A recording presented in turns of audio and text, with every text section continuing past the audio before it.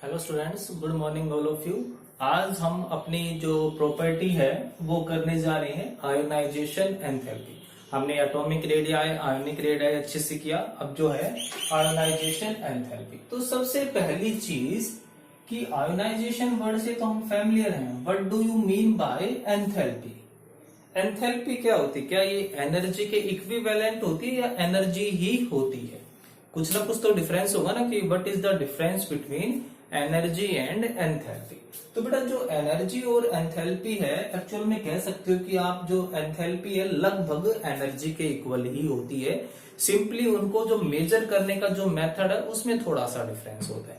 एक को मेजर किया जाता है एट कांस्टेंट प्रेशर और एक को मेजर किया जाता है एट कांस्टेंट वॉल्यूम। ठीक है। और जो एंथैल्पी है उसको हम डिनोट करते हैं एच से। क्लियर है। और जो इसकी वैल्यू होती है वो एनर्जी से ज्यादा होती है। कितनी ज्यादा होती है? 5/2 R T. R is equal to gas constant और T is equal to temperature. तो एच और ई मतलब एंथैल्पी ऑफ एंड एनर्जी में जो डिफरेंस होता है वो बहुत थोड़ा सा होता है, इसलिए इसको इग्नोर कर देते हैं। अब जो एंथैल्पी डीपली होती क्या है वो सब हम डिस्कस करेंगे अपने थर्मोडायनामिक्स यूनिट में। ठीक है। तो मतलब अभी अपने दिमाग में आप एंथैल्पी को एनर्जी ही कंसीडर करके चल सकते हो। ठीक है। तो ज्यादा डिफरेंस नहीं है। तो अब बात आती है कि आयोनाइजेशन क्या होती है। आयोनाइजेशन तो हम स्टार्टिंग से पढ़ते आ रहे हैं ना। तो आयोनाइजेशन मतलब कि टू कन्वर्ट इनटू आयन, उसको आयन में कन्वर्ट करना। तो कैसे डिफाइन करूंगा?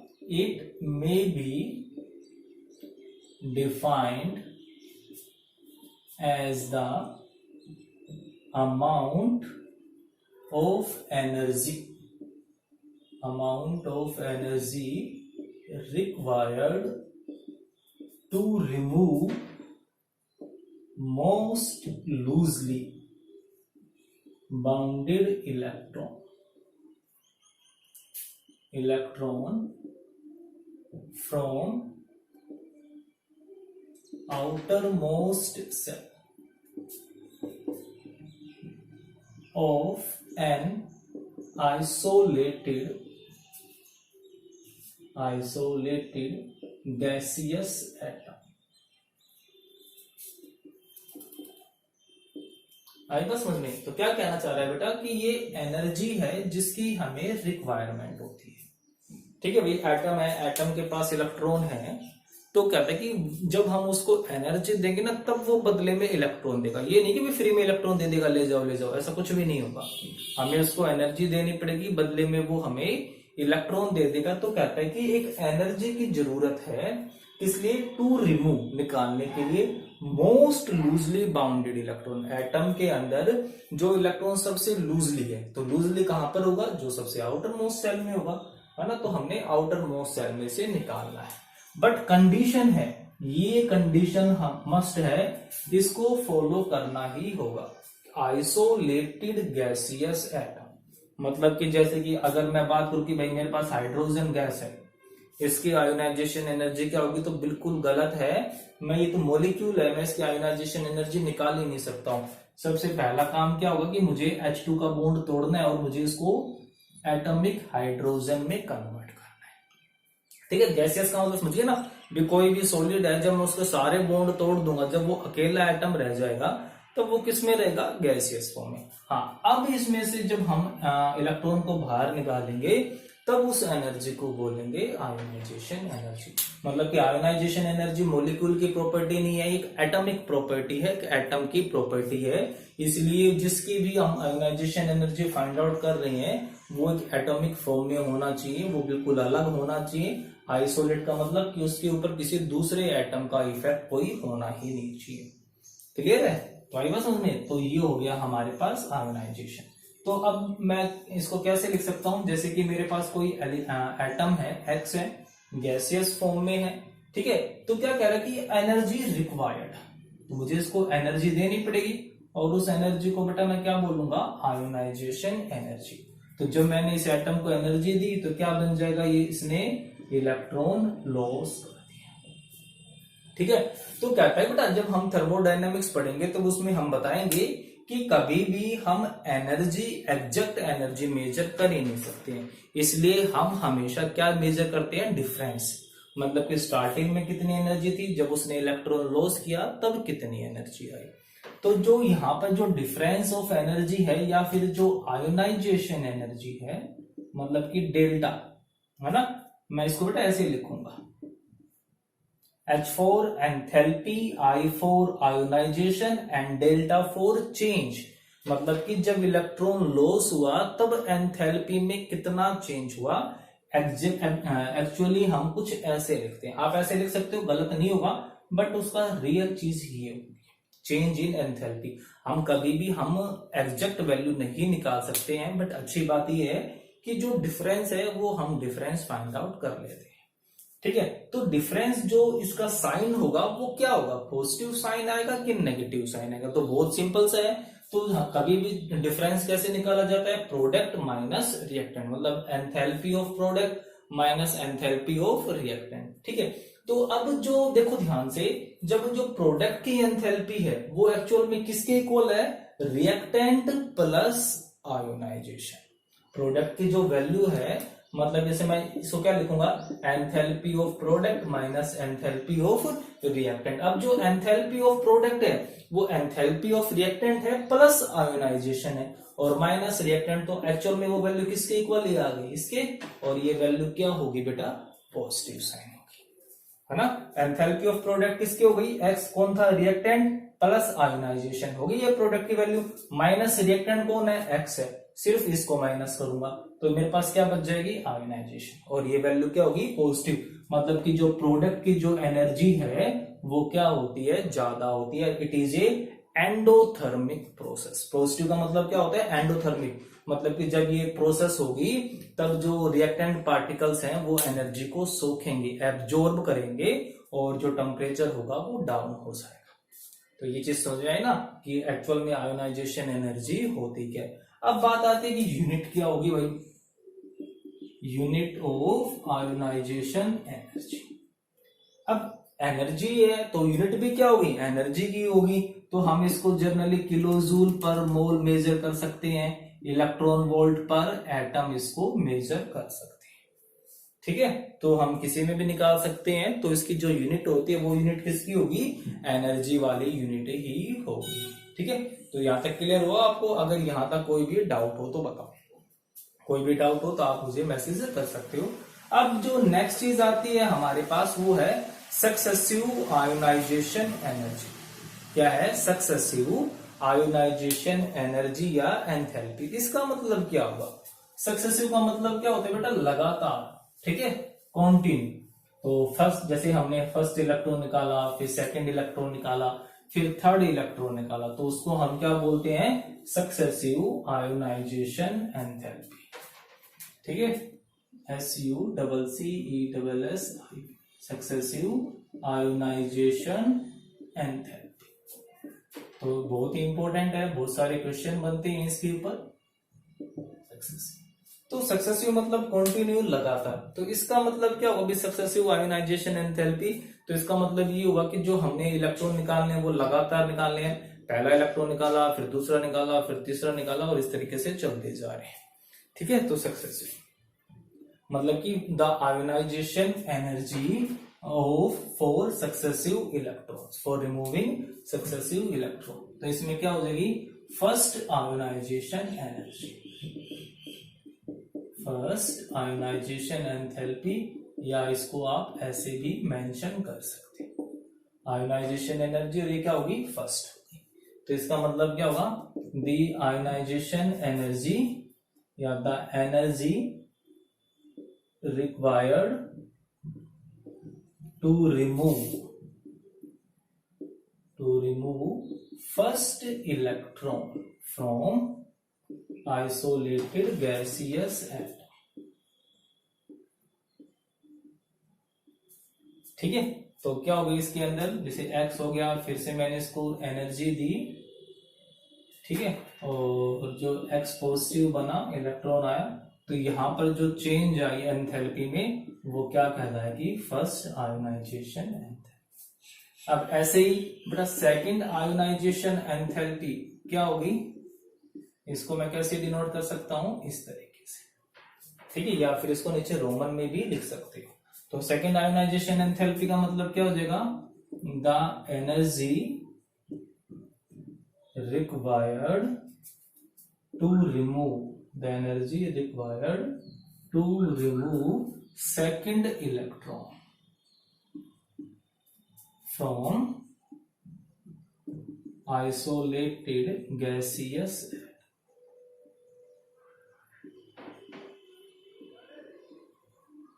ठीक है, कि कितनी एनर्जी चाहिएगी हमें किसके लिए, सेकंड इलेक्ट्रॉन, मतलब कि जो सेकंड आयोनाइजेशन एनर्जी है ना, कभी आप ये सोचो कि फर्स्ट और सेकंड दोनों का मिक्स है, फर्स्ट और सेकंड का मिक्स नहीं है, फर्स्ट निकालने के बाद उस पॉजिटिव आयन में से दूसरा इलेक्ट्रॉन जब मैं निकालूंगा तब जो एनर्जी चाहिए, मतलब कि मैं इसको कैसे लिख सकता हूं, X positive plus energy forms X two positive plus electron.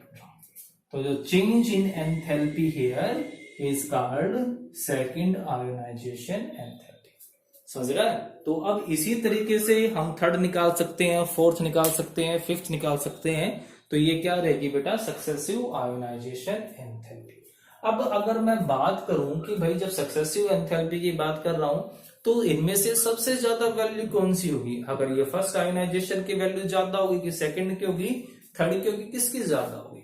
तो सोचने वाली बात है कि जब हम इलेक्ट्रॉन को निकाल रहे हैं तो चार्ज क्या आ रहा है, पॉजिटिव आ रहा है। तो पॉजिटिव आयन में से नेगेटिव को खींचना इजी होगा? बिल्कुल भी नहीं होगा। और फिर दूसरी बात, कल हमने पढ़ा था कि जो पॉजिटिव आयन्स होती है उनका साइज छोटा होता है, छोटा होगा तो वो प्रोटॉन उन आउटर मोस्ट इलेक्ट्रॉन्स को टाइटली पकड़ के रख लेते हैं। तो इसका मतलब कि वहां से इलेक्ट्रॉन निकालना वो तो लगभग इम्पॉसिबल सा होगा। तो क्या होगा कि जो सक्सेसिव आयोनाइजेशन एंथैल्पी है, जैसे जैसे ये बढ़ती जाएगी वैसे वैसे इसका मैग्नीट्यूड भी इंक्रीज होता जाएगा। ठीक है, ये चीज आप ध्यान रख सकते हो। तो इसका मतलब क्या होगा कि जो फर्स्ट आयोनाइजेशन एंथैल्पी है वो सबसे कम होगी, सेकेंड आयोनाइजेशन एंथैल्पी से ज्यादा, थर्ड आयोनाइजेशन एंथैल्पी से ज्यादा, और इस तरीके से एन नंबर्स तक पहुंचेंगे। ठीक है, तो क्लियर हुआ ये चीज। अब बात कर लेते हैं हम अपने नेक्स्ट टॉपिक, मतलब कि फैक्टर्स अफेक्टिंग आयोनाइजेशन एंथैल्पी। भी अगर आयोनाइजेशन एंथैल्पी कम, इसका मतलब क्या हुआ कि उस एटम ने तुरंत इलेक्ट्रॉन को लॉस कर दिया। और अगर आयोनाइजेशन एनर्जी बहुत ज्यादा है तो इसका मतलब क्या हुआ कि वो उस इलेक्ट्रॉन को लॉस करना ही नहीं चाहता है। समझ रहे हो? तो मतलब कि या तो जब वो बहुत जल्दी लॉस कर रहा है तो इसका मतलब क्या हुआ भी, या तो उसका साइज बड़ा होगा, बहुत ही बड़ा है, या फिर वो अनस्टेबल है, वो एक इलेक्ट्रॉन लॉस करते ही स्टेबल वाली सिचुएशन में पहुंच जाएगा। ठीक है, तभी तो वो लॉस करेगा, वरना क्यों लॉस करना चाहेगा वो, है ना? तो इसका मतलब क्या हुआ कि भाई उसके पास एक जो इलेक्ट्रॉन था वो एक्स्ट्रा था, तो बस उसको जल्दी से जल्दी उसको बेचना है। जैसे कि अभी ये सोचो कि हमारा गोदाम है, ठीक है, और उस गोदाम में हमने गेहूं की बोरियां लगा दी। अब एक बोरी बच गई और पता है कि भाई बारिश आ रही है, अगर ये बाहर रखी रहेगी तो खराब, है ना, तो सारे के सारे उसकी जो कीमत है वही चली जाएगी। तो हम क्या करेंगे, उसको हम सस्ते दाम में भी बेच देते हैं, है ना। तो वही कह रहा है, तो अगर किसी के पास एक इलेक्ट्रॉन ऑक्टेट से एक्स्ट्रा आ गया है तो वो क्या करेगा, तुरंत लॉस कर देगा। तो वो सारे फैक्टर्स हैं, वो सारे फैक्टर्स हम यहां पर डिस्कस कर लेते हैं। Factors affecting ionisation enthalpy.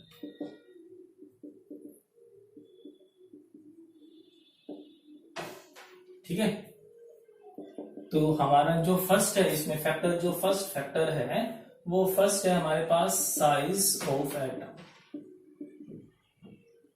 तो क्या लगता है, साइज के ऊपर डिपेंड करेगा? भाई मैं इलेक्ट्रॉन निकाल रहा हूं, है ना, मैं इलेक्ट्रॉन को निकाल रहा हूं, तो सिंपल सी बात है कि मुझे इलेक्ट्रॉन से निकालने के लिए मुझे उस न्यूक्लियस से लड़ना पड़ेगा, क्योंकि भाई वो न्यूक्लियस तो इलेक्ट्रॉन को रोक के रखा है वो है। तो अगर वो इलेक्ट्रॉन न्यूक्लियस के बिल्कुल नजदीक बैठा होगा तो क्या न्यूक्लियस उसको बाहर जाने देगा? जैसे कि क्लास में क्लास टीचर भी है और स्टूडेंट्स भी बैठे हुए। अब मुझे किसी स्टूडेंट को बाहर लेके जाना तो बहुत मुश्किल वाला काम होगा ना।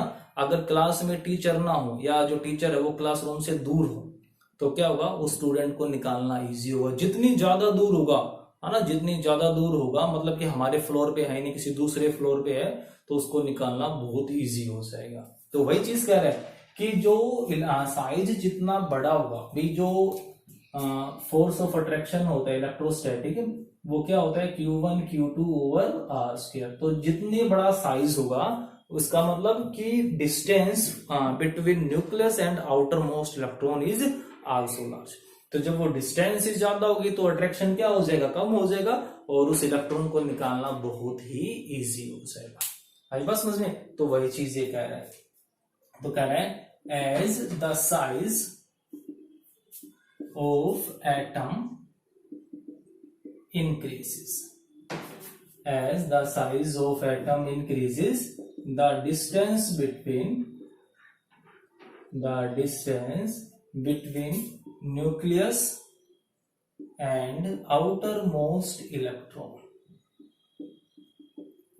electron increases, and thus force of attraction decreases। ठीक है, आप ये फॉर्मूला भी याद रख सकते हो, इससे समझाना इजी होगा। ठीक है, सो removal of electron becomes easy. जो इलेक्ट्रॉन को जो निकालना है वो क्या हो जाएगा बेटा, इजी हो जाएगा। That is ionization energy decreases. तो आप क्या लिख सकते हो कि आयोनाइजेशन एनर्जी होती है वो इनवर्सली प्रोपोर्शनल होगी रेडियस के या साइज के। साइज जितना बड़ा होगा आयोनाइजेशन एनर्जी उतनी ही कम होती चली जाएगी। आई बात समझ में? अब जो हमारे पास सेकंड आता है बेटा वो है न्यूक्लियर चार्ज। सेकंड है हमारे पास न्यूक्लियर चार्ज। अब भाई चार्ज मतलब चार्ज, न्यूक्लियर चार्ज का मतलब नंबर ऑफ प्रोटॉन्स है ना। तो न्यूक्लियर चार्ज को लिख सकता हूं ना Ne। N हो गया नंबर ऑफ प्रोटॉन और E हो गया चार्ज ऑन वन प्रोटॉन, मतलब कि Q1 है ना, ये Q1 हो गया।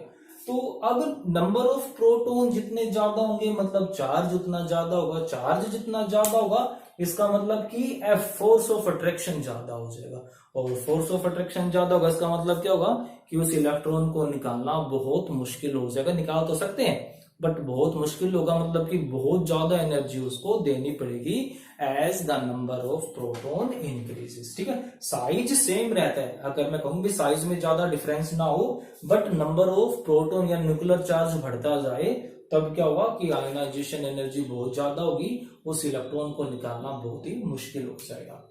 ठीक है, तो कह सकते हैं कि as the nuclear charge, nuclear charge का मतलब समझते हो ना, नंबर ऑफ प्रोटॉन्स। ठीक है, as the nuclear charge increases, the attraction between nucleus and outermost electron also increases. So removal of electron becomes very difficult। जो removal of electron होगा वो बहुत ज्यादा डिफिकल्ट हो जाएगा। That is ionization energy becomes very large. जो ionization energy है वो क्या हो जाएगी बेटा, बहुत ज्यादा हो जाएगी। तो मैं कह सकता हूं ना कि जो आयोनाइजेशन एनर्जी है डायरेक्टली प्रोपोर्शनल है न्यूक्लियर चार्ज। न्यूक्लियर चार्ज जितना ज्यादा होगा आयोनाइजेशन एनर्जी भी क्या हो जाएगी, उतनी ही ज्यादा हो जाएगी। क्लियर है? अब आता है नेक्स्ट नंबर, थर्ड पॉइंट की बात कर लेते हैं, और वो है हमारा शील्डिंग इफेक्ट या शील्डिंग कांस्टेंट कह सकते हो। तो शील्डिंग कांस्टेंट को हमने समझा होगा ना कि शील्डिंग कांस्टेंट क्या होता है। ठीक है बेटा, इसको निकालने का एक तरीका भी होता है, स्टेलर लॉ से निकाल सकते हैं हम, बट मैं उसको एक अलग से वीडियो में ही समझाऊंगा पूरा का पूरा वो लॉ होता क्या है। तो हमारे पास जो नंबर थर्ड है वो है शील्डिंग कांस्टेंट या शील्डिंग इफेक्ट। ठीक है, तो ये हम पहले ही पढ़ चुके हैं। शील्ड का मतलब स्क्रीन करना होता है, ढक लेना किसी चीज को, है ना। शील्ड का मतलब क्या होता है, ढक लेना। तो यहां पर क्या होता है कि जो इनर इलेक्ट्रॉन है वो आउटर मोस्ट इलेक्ट्रॉन को ढक दे देते हैं, किससे, न्यूक्लियस से।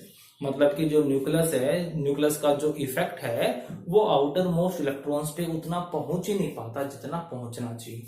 और वो सब होता क्यों है? वो सब होता है because of repulsion between inner electrons and outer most. ऐसा नहीं है कि वो बीच में अम्ब्रेला लेके खड़े हो जाते हैं, भाई हम तो बाहर कुछ देखने ही नहीं देंगे। तो वो जो शील्डिंग है एक्चुअल में होता क्या है? रिपल्शन होता है between outer most electron and inner electron, और उस रिपल्शन की वजह से वो अपनी प्रॉपर पोजीशन से थोड़ी सी दूर चले जाते हैं, मतलब कि साइज बढ़ जाता है। तो क्या कहता है कि भाई जो शील्डिंग इफेक्ट है, ठीक है, the inner electron, the inner electrons shield the outermost electrons from nucleus, and thus they cannot experience full nuclear charge, and thus can't attract it so much। ठीक है, क्या कहता है कि भाई उस शील्डिंग की वजह से, जो समझ में ना कि शील्ड का मतलब ऐसा नहीं है कि अम्ब्रेला लेके खड़े हैं, उस शील्ड का मतलब सिंपली क्या होता है बेटा? रिपल्शन होता है इनर और आउटर मोस्ट इलेक्ट्रॉन्स में। तो जो इनर इलेक्ट्रॉन्स है वो क्या करते हैं? वो आउटर मोस्ट इलेक्ट्रॉन्स को रिपेल कर देते हैं, और जिसकी वजह से वो बेचारे आउटर मोस्ट इलेक्ट्रॉन उतना न्यूक्लियर चार्ज एक्सपीरियंस ही नहीं कर पाते जितना उनको करना चाहिए था। तो वो जो चार्ज एक्सपीरियंस करते हैं उसको हम क्या बोलते हैं? जेड इफेक्टिव न्यूक्लियर चार्ज, या इसको हम इस तरीके से भी रिप्रेजेंट कर सकते हैं। तो ये क्या होता है हमारे पास? Nuclear charge minus shielding constant. ठीक है, तो जो शील्डिंग कांस्टेंट है इसको निकालने का तरीका होता है, मैं एक अलग से वीडियो बनाऊंगा, उसमें आपको समझाऊंगा कि शील्डिंग कांस्टेंट कैसे निकाला जाता है। ठीक है, तो जो जेड इफेक्टिव है तो ये, तो इसका मतलब क्या होगा कि जो शील्डिंग कांस्टेंट है वो जितना ज्यादा होगा, मतलब जितने ज्यादा इनर इलेक्ट्रॉन्स होंगे उतना ज्यादा शील्डिंग कांस्टेंट होगा और उतना ही कम इफेक्टिव न्यूक्लियर चार्ज होगा।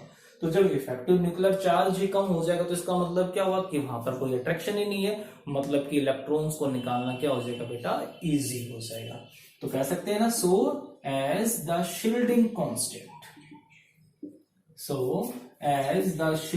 कांस्टेंट इंक्रीजेस, क्या हो जाएगा? Effective nuclear charge. समझ में आया ना कि इफेक्टिव न्यूक्लियर चार्ज का मतलब क्या हुआ? न्यूक्लियर चार्ज का मतलब तो क्या हुआ? Number of proton, but effective nuclear charge क्या हुआ? The charge experienced bye outer most electron. तो इफेक्टिव न्यूक्लियर चार्ज एंड दस the attraction between nucleus and outermost electron decreases. ठीक है, वो जो अट्रैक्शन होगा वो डिक्रीज हो जाएगा, and removal of electron becomes easy.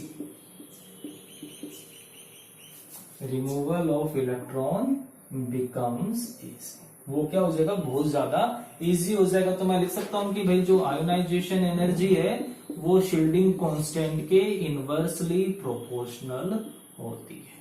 Shielding constant जितना ज्यादा होगा आयोनाइजेशन एनर्जी उतनी ही कम होती चली जाएगी। नेक्स्ट आता है नंबर 4 हमारे पास पेनिट्रेशन पावर। पेनिट्रेशन का मतलब समझते हो ना कि अंदर घुस जाना। तो जिसकी जितनी ज्यादा पेनिट्रेशन पावर है, मतलब कि जो जितना ज्यादा नजदीक होगा, हम बात कर रहे हैं सेम सेल में, एक ही सेल में जो अलग अलग सब शेल्स होती हैं उन सब की पेनिट्रेशन पावर अलग अलग होती है। तो जिसकी पेनिट्रेशन पावर अलग सबसे ज्यादा है, मतलब कि जो सबसे ज्यादा न्यूक्लियस के नजदीक रहता है उसको, उसमें से इलेक्ट्रॉन निकालना क्या होगा? थोड़ा सा मुश्किल हो जाएगा। ठीक है, तो नंबर 4 आता है हमारे पास पेनिट्रेशन पावर। ठीक है, तो पेनिट्रेशन पावर में हम सब जानते हैं, we know that the probability of finding electron near the nucleus is maximum for s orbital electron, है ना। हम सब जानते हैं ना बात ये कि जो भाई s ऑर्बिटल इलेक्ट्रॉन्स है वो नियर न्यूक्लियस सबसे ज्यादा रहते हैं, ठीक है। So it has maximum penetration power, maximum penetration power than other orbital electron,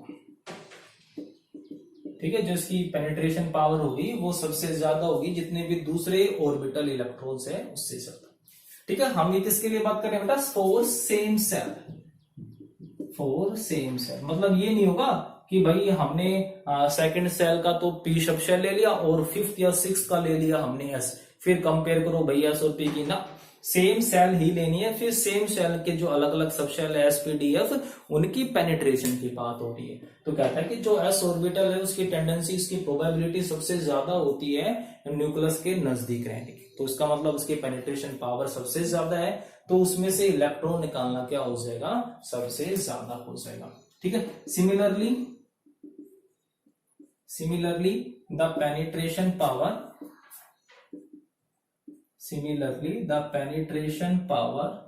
of p subshell is higher than d and f and so कर लोगे ना। तो इसका मतलब पेनिट्रेशन पावर क्या होगी भाई, अगर मैं इनको अरेंज करूं, पेनिट्रेशन पावर क्या होगी, सबसे ज्यादा S की, फिर P की, फिर D की और सबसे कम होगी F की। और जो आयोनाइजेशन एनर्जी है वो डायरेक्टली प्रोपोर्शनल किसके है, पेनिट्रेशन पावर के, ठीक है। तो इसका मतलब कि आयोनाइजेशन एनर्जी कहीं ना कहीं S ऑर्बिटल्स वालों की ज्यादा होगी, ठीक है। जब सिर्फ पेनिट्रेशन पावर देखो, मतलब कि जब न्यूक्लियर चार्ज सेम है, न्यूक्लियर चार्ज सेम है तो एक इलेक्ट्रॉन तो एस में बैठा हुआ है, फिर एक इलेक्ट्रॉन पी में बैठा हुआ है, एक इलेक्ट्रॉन डी में और एक इलेक्ट्रॉन एफ में, फोर सेम न्यूक्लियर चार्ज, तो सबसे ज्यादा मुश्किल कब होगी इलेक्ट्रॉन को निकालना, जब वो एस में बैठा हुआ, ठीक है। नेक्स्ट आता है नंबर 5 जो लास्ट है हमारे पास, न्यूक्लियर अरेंजमेंट या इलेक्ट्रॉनिक कॉन्फ़िगरेशन कह सकते हो, ठीक है। इलेक्ट्रॉनिक अरेंजमेंट या फिर इलेक्ट्रॉनिक कॉन्फ़िगरेशन की जो हमारी आयोनाइजेशन एनर्जी है वो इलेक्ट्रॉनिक कॉन्फ़िगरेशन के ऊपर भी डिपेंड करती है। इलेक्ट्रॉनिक कॉन्फ़िगरेशन, तो इलेक्ट्रॉनिक कॉन्फ़िगरेशन के ऊपर कैसे डिपेंड करेगी आयोनाइजेशन एनर्जी, ये आप पढ़ोगे, बहुत ही इंटरेस्टिंग है और इंपॉर्टेंट भी है, ठीक है। तो क्या कहता है कि दोज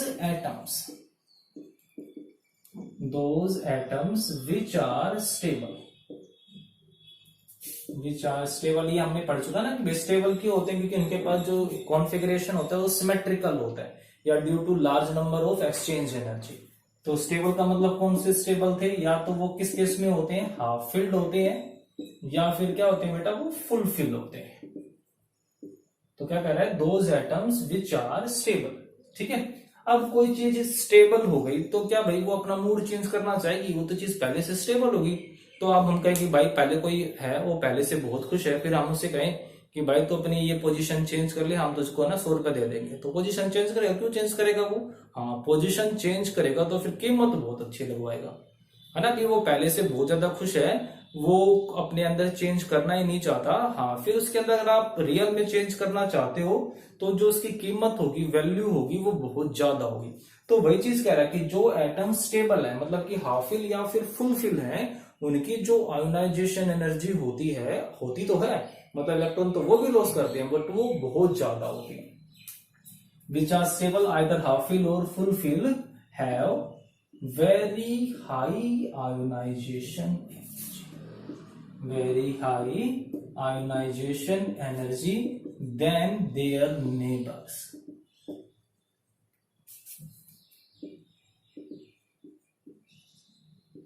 ठीक, इनसे ज्यादा होती है, अपने नेबर जो उसके जो नजदीक बैठे हुए हैं उनसे ज्यादा होगी। और उसका रीजन क्या होगा, फुलफिल की वजह से। जैसे फॉर एग्जांपल जो नोबल गैसेस हैं, ठीक है, नोबल गैसेस ये एक्चुअल में नोबल है, क्यों रिएक्शन क्यों नहीं करती, क्योंकि इनकी आयोनाइजेशन एनर्जी बहुत ज्यादा होती है, इलेक्ट्रॉन लॉस ही नहीं करती, तो लॉस नहीं करती तब चुपचाप बैठी है।